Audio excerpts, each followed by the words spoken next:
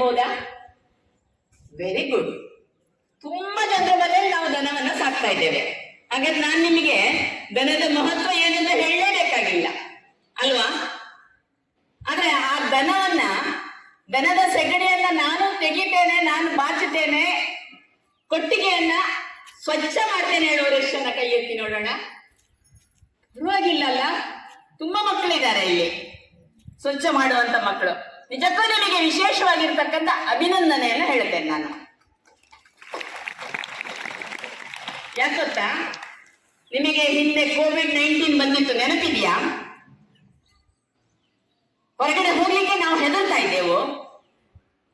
ಆದ್ರೆ ಕೆಲವು ಭಾಗಗಳಲ್ಲಿ ಎಕ್ಸ್ಪರಿಮೆಂಟ್, ಪ್ರಾಯೋಗಿಕವಾಗಿ ಕೆಲವು ಇದನ್ನ ಘಟನೆಗಳನ್ನ ಉಲ್ಲೇಖ ಮಾಡ್ತೇನೆ ನಾನು ಬೇರೆ ತುಂಬಾ ಕಡೆಗೆ ಹೋಗೋದಿಲ್ಲ. ನನ್ನನೇ ಮೊಮ್ಮಕ್ಕಳು, ನನ್ನ ಮಗಳು, ಅಳಿಯ ಇಬ್ರು ಡಾಕ್ಟರ್. ಅವರ ಮನೆಯಲ್ಲಿ ತುಂಬಾ ಕೋವಿಡ್ ಪೇಷಂಟ್ಗಳು ಬರ್ತಾ ಇದ್ರು. ತುಂಬಾ ನನಗಾಗ ಭಯ, ಯಾರಾದ್ರೂ ಬಂದ್ರೆ ಮುಟ್ಟಿದ್ರೆ ನಮಗ್ ಬರುತ್ತೇನೋ ಅಂತ. ಆದ್ರೆ ಅಲ್ಲಿ ಅವ್ರು ಯಾರು ಹೆದರ್ತಾ ಇರಲಿಲ್ಲ. ಆ ತಿಂಗಳು ಪೂರ್ತಿ ಪೇಷಂಟ್ ಬಂದಾಗ ಕೂಡ ಅವರಿಗೆ ಯಾರಿಗೂ ಅದು ಹೊರಡಿರ್ಲಿಲ್ಲ. ಯಾಕೆ ಗೊತ್ತಾ? ಅವರ ಮನೆಯಲ್ಲಿ ಸ್ವದೇಶಿ ದನಗಳಿದ್ದವು. ಈಗ ನಮ್ಮಲ್ಲಿ ತುಂಬಾ ಜನರು ಕೈ ಎತ್ತಿದ್ರೆ ಈಗ, ಆದ್ರೆ ನಮ್ಮಲ್ಲಿ ಜರ್ಸಿ ಮತ್ತೆ ದೊಡ್ಡ ದೊಡ್ಡ ಹಾಲು ಕೊಡುವಂತ ದನಗಳಿದೆ. ಆದ್ರೆ ಅವರ ಮನೆಯಲ್ಲಿ ಇದ್ದಂಥದ್ದು ಗಿರ್ ಅನ್ನುವಂತಹ ಮತ್ತು ಮಲ್ನಾಡ್ ಗಿಡ್ಡ ಅನ್ನುವಂತ ಸ್ವದೇಶಿ ತಳಿ. ಇಲ್ಲಿ ನಮ್ಮಲ್ಲಿ ಯಾರ ಮನೆಯಲ್ಲಿ ಆ ತರದ ತಳಿಗಳಿದೆ? ಕೈ ಎತ್ತಬಹುದಾ? ಪರವಾಗಿಲ್ಲಲ್ಲ, 2-3 ಜನ ಕೈ ಎತ್ತಿದ್ದಾರೆ. ಇವತ್ತು ನೀವು ರಥದಲ್ಲಿ ನೋಡ್ತಾ ಇದ್ದೀರಿ, ಅದರಲ್ಲಿರುವಂತಹ ಹಸು ಅದು ಸ್ವದೇಶಿ ತಳಿಯ ಹಸು. ನಾನು ಹೇಳಿದ್ನಲ್ಲ, ಕೋವಿಡ್-19 ಬಂದಾಗ್ಲೂ ಅವ್ರಿಗೆ ಯಾಕೆ ಬರ್ಲಿಲ್ಲ ಹೇಳಿದ್ರೆ, ಪೂರ್ತಿ ರಜೆ ಇತ್ತು. ಆ ಇಬ್ರು ಮಕ್ಕಳು ಅಂತ ಹಿಡಿದು ಪ್ರತಿಯೊಬ್ರು ಕೂಡ ಮನೆಯ ಕೆಲಸದವರು ಬಿಟ್ಟು ಹೋಗಿದ್ರು. ಕೋವಿಡ್ ಬಂದ್ರೆ ಆಸ್ಪತ್ರೆಯಲ್ಲಿ ಇದ್ದೇವೆ ನಾವು ಅನ್ನೋ ಕಾರಣಕ್ಕೋಸ್ಕರ. ಆದ್ರೆ ಆ ದನಗಳ ಜೊತೆಯಲ್ಲಿ ಅವರ ಕೆಲಸ ಮಾಡ್ತಾ ಇದ್ರು, ಅವರ ಸೆಗಣಿ ಕರೀತಾ ಇದ್ರು, ಹಾಲು ಕರೀತಾ ಇದ್ರು. ಎಲ್ಲ ಕರಿತಾ ಅವರ ಆ ಕಾರಣದಿಂದಾಗಿ ಅವರಿಗೆ ಯಾವುದೇ ರೀತಿಯ ರೋಗದ ಬಾಧನೆ ಆಗ್ಲಿಲ್ಲ. ಅಂದ್ರೆ ಅಷ್ಟು ಮಹತ್ವ ಇರುವಂತದ್ದು ನಮ್ಮ ಗೋ.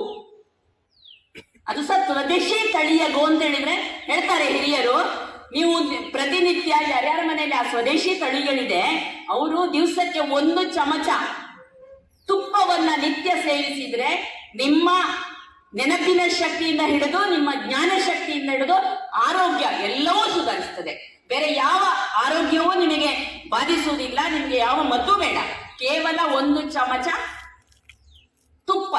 ಈಗಿರುವಂತ ನಂದಿನಿ ತುಪ್ಪ ಅಲ್ಲ, ಯಾಕಂದ್ರೆ ನಿಮ್ಮ ಹಾಲನ್ನು ಅವರು ತಗೊಂಡು ಹೋಗ್ತಾರೆ, ಅದಕ್ಕೆ ಒಂದಷ್ಟು ಪುಡಿಯನ್ನ ಮಿಕ್ಸ್ ಮಾಡ್ತಾರೆ. ಅದರಲ್ಲಿ 60 ಮತ್ತೆ 40 ಅಂತ ಹೇಳೋದು ಅಲ್ಲ, 50-50 ಅಂತ ಹೇಳ್ತಾ ಇದ್ದೇವೆ ನಾವು. ಅಷ್ಟು ಮಿಕ್ಸ್ ಮಾಡ್ತಾರೆ ಅವರು. ಯಾಕಂದ್ರೆ ಈ ಹಾಲಿಗಿಂತ ಆ ಹಾಲು ಅಂತಂದ್ರೆ ನಿಮ್ಮಮ್ಮ ಮನೆಯಲ್ಲಿ ಕಾಫಿ ಚಾ ಮಾಡಿ ರುಚಿ ಆಗ್ತದೆ ಅಂತ ನೀವು ಕುಡಿತೀರಿ, ಆದ್ರೆ ಅದು ರುಚಿ ಅಲ್ಲ. ಆ ತುಪ್ಪ ಆಗ್ಲಿ ಅದರಲ್ಲಿ ವಿಶೇಷತೆ ಇಲ್ಲ.